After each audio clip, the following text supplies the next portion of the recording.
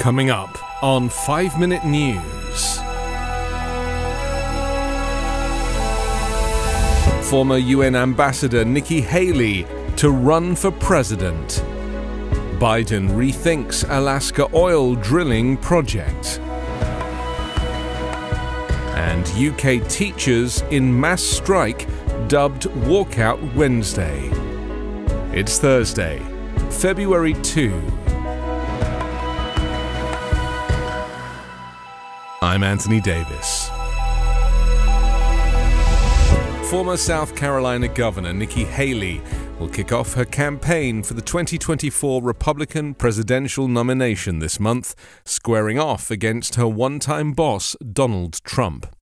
The move makes her just the second declared Republican candidate and could set the stage for a more combative phase of the campaign, potentially putting her in the sights of the disgraced former president. Haley's campaign sent an email to supporters on Wednesday inviting them to a February 15 event in Charleston. There, she will declare her candidacy. The daughter of two Indian immigrants who ran a successful clothing store in a rural part of the state, Haley has gained a reputation in the Republican Party as a solid conservative who has the ability to address issues of gender and race in a more credible fashion than many of her peers. She has also pitched herself as a stalwart defender of American interests abroad, having served as U.S. Ambassador to the United Nations under Trump from 2017 to 2018. During that time, the United States pulled out of the Iran nuclear deal, which was inked under President Barack Obama and was highly unpopular among Republicans. While she has criticized Republicans for baselessly casting doubt on the results of the 2020 presidential election, she campaigned on behalf of multiple candidates who supported Trump's false election fraud claims during the 2022 midterms. Even as she has at times adopted a conciliatory message on racial issues, she often opts for a less measured tone. In November, she said at a campaign rally that Democratic Georgia Senator Raphael Warnock, a black man born in Savannah, should be deported.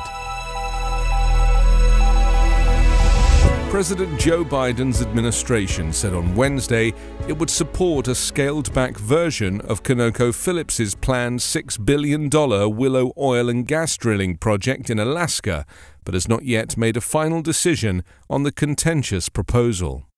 The Willow project's fate is being closely watched by both the oil and gas industry and environmental groups as Biden seeks to balance his goal of fighting climate change with calls to increase domestic fuel supplies to keep prices down. The Willow project area holds an estimated 600 million barrels of oil, or more than the amount currently held in the U.S. Strategic Petroleum Reserve, the country's emergency supply.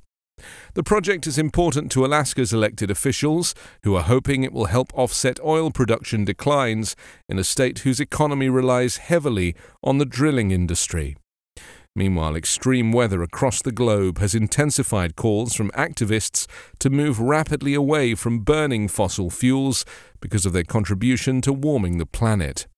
Biden vowed during his 2020 election campaign to end federal oil and gas drilling as part of a pledge to decarbonize the U.S. economy by 2050. But that plan faced lawsuits from drilling states and pressure to boost production as Russia's invasion of Ukraine caused a spike in energy prices.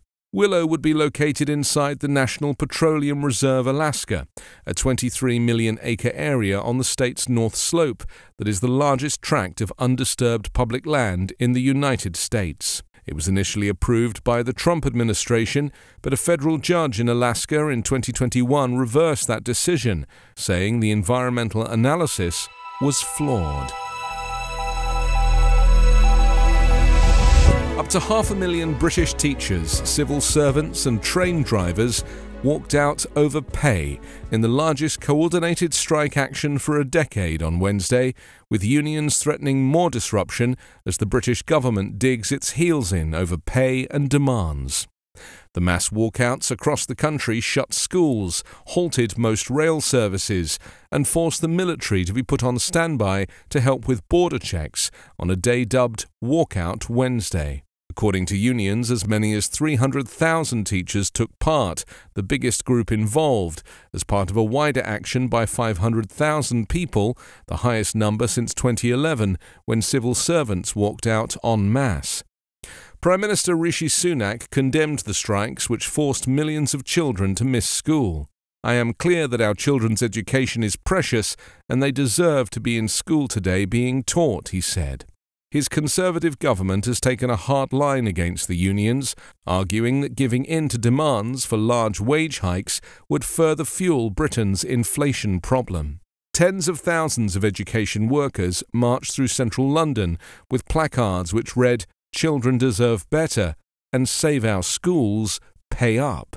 With inflation running at more than 10%, the highest level in 4 decades, Britain has seen a wave of strikes in recent months across the public and private sectors, including health and transport workers, Amazon warehouse employees, and Royal Mail postal staff. Next week, nurses, ambulance staff, paramedics, emergency call handlers, and other healthcare workers are set to stage more protests, while firefighters this week also backed a nationwide strike.